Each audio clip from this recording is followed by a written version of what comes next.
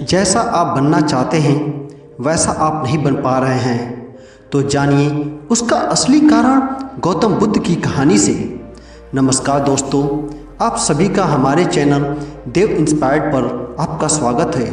दोस्तों, क्या आप जैसा बनना चाहते हैं वैसा नहीं बन पा रहे हैं, या जो आप चाहते हैं अगर वह नहीं हो रहा है, तो आज की यह कहानी आपके लिए ही है। दोस्तों, इस कहानी के माध्यम से अंत तक जरूर सुनना।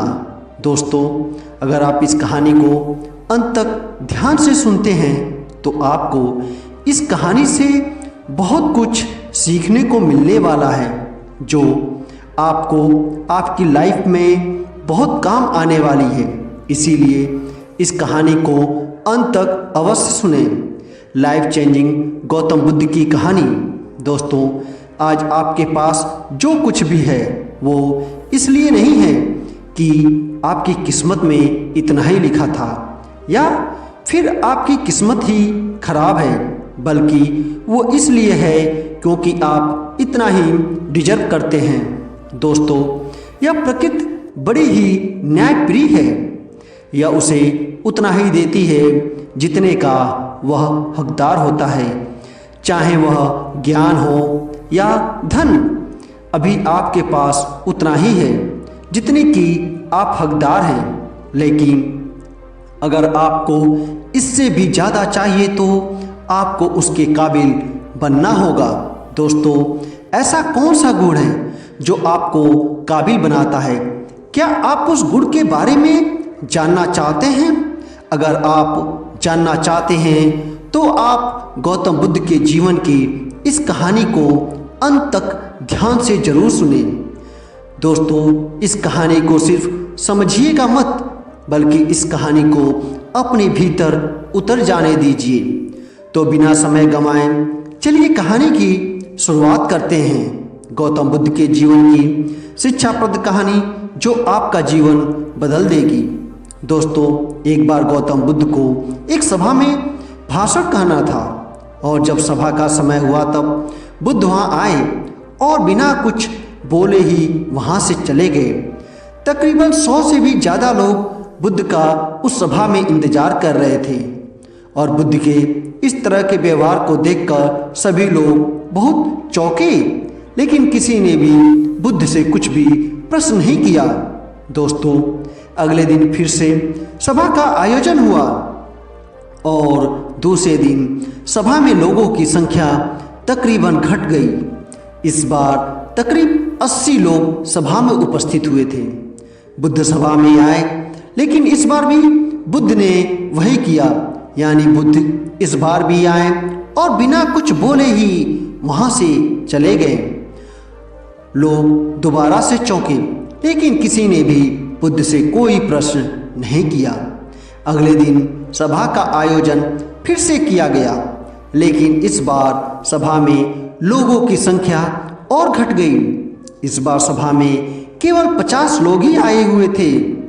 बुद्ध सभा में फिर से आए और उन्होंने इधर उधर देखा और बिना कुछ बोले ही सभा से चले गए। उसके बाद कुछ लोग क्रोधित भी हुए, क्योंकि लोगों ने अपना काम छोड़कर आए हुए थे, लेकिन किसी ने भी बुद्ध से कोई प्रश्न नहीं किया। अगले दिन फिर से सभा का आयोजन हुआ। दोस्तों, आप लोग जो इस कहानी को सुन रहे हैं, आप में से भी कुछ लोग मन ही मन यह कह रहे होंगे कि अरे कितनी बार सभा का आयोजन होगा, और आप लोगों को भी इस कहानी को सुनते वक्त इरिटेशन होना शुरू हुआ होगा। और जिन जिन लोगों को भी अभी इरिटेशन होनी शुरू हुई है, उन लोगों को तो यह कहानी बड़े ध्यान से पढ़कर समझना चाहिए, क्योंकि यह कहानी आपके लिए ही है। अगले दिन फिर से सभा का आयोजन हुआ, लेकिन इस बार सभा की संख्या और ज़्यादा घट गई थी, यानी इस बार सभा में सिर्फ 30 लोग ही थे। फिर उसके बाद बुद्ध सभा में आए, मुस्कुराए, और फिर से बुद्ध ने वही किया, यानी बिना कुछ बोले ही वहाँ से चले गए। इस बार भी लोग बहुत क्रोधित हुए, और इस बार लोगों ने पीछे से कुछ कहना भी चाहा, बड़बड़ाए भी, लेकिन बुद्ध ने उनकी किसी की भी प्रश्न का उत्तर नहीं दिया। दोस्तों, अगले दिन फिर से सभा का आयोजन हुआ और इस बार लोगों की संख्या बहुत ज़्यादा घट गई थी। यानी इस बार सभा में कुल मिलाकर 10-12 लोग ही पहुँचे। इस बार भी बुद्ध सभा में आए, लेकिन इस बार बुद्ध अपना आसन ग्रहण कर लेते हैं, फिर बोल रहे और उन्होंने 12 लोगों को उपदेश दिया और वे 12 लोग ही बुद्ध के भिक्षु बन गए और आगे चलकर उन 12 लोगों ने ही बुद्ध के ज्ञान को अलग अलग दिशाओं में फैला दिया। फिर एक दिन बुद्ध से किसी ने पूछा कि बुद्ध कई दिनों तक बिना बोले ही सभा से क्यों चले जाते थे? फिर बुद्ध कहते हैं कि मैं उन लोगों को खोज रहा था जो लायक थे। यानी कि पहले दिन 100 से भी ज़्यादा लोग आए थे, उनमें से ज़्यादातर लोग सिर्फ आए हुए थे, उन्हें मेरे उपदेश से कोई मतलब नहीं था, वे बस आ गए थे। और उनमें से ज़्यादातर लोग सिर्फ देखने और सुनने आए हुए थे कि सभा में क्या होता है। वे मेरे काम के लोग नहीं थे, क्योंकि वे लोग मेरे ज्ञान को औरों तक नहीं पहुंचा सकते थे।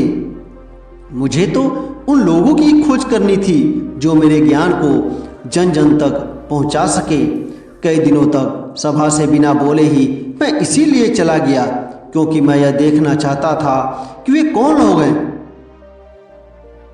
जिनके भीतर वास्तव में प्यास है। जिन लोगों के भीतर वास्तव में प्यास थी वे लोग अंत तक जरूर रुके, और जो लोग बस ऐसे ही आ गए थे वे लोग पहले या दूसरे दिन ही चले गए। जिनके भीतर धैर्य था उन्हें मुक्ति का मार्ग भी मिला, और जो लोग जल्दीबाजी में थे वे लोग अब घर में बैठे हुए।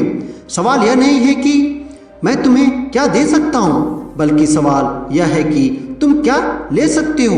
तुम्हारा पात्र कितना बड़ा है और कितने के तुम हकदार हो। जितने के तुम हकदार हो उससे ज़्यादा तुम्हें नहीं मिलेगा। फिर वह व्यक्ति बुद्ध से पूछता है कि बुद्ध लायक कैसे बने? फिर बुद्ध कहते हैं कि धैर्य के द्वारा। जिस व्यक्ति के अंदर धैर्य है वह अपने जीवन में कुछ भी पा सकता है। सभा में जितने भी लोग आए हुए थे और उनमें से अंत तक वही रुके जिनके अंदर धैर्य था। चाहे तुम्हारे जीवन में तुम्हारा लक्ष्य जो कुछ भी हो, लेकिन तुम बिना धैर्य के सफलता के चरम तक नहीं पहुंच सकते।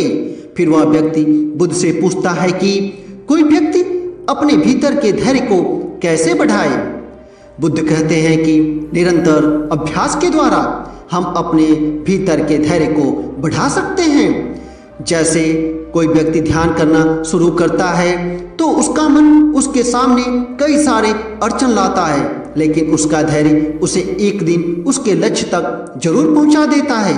फिर वह व्यक्ति बुद्ध से कहता है कि मैं समझ गया बुद्ध, मैं समझ गया। यानी मुझे धैर्य के साथ निरंतर अभ्यास करने की आवश्यकता है।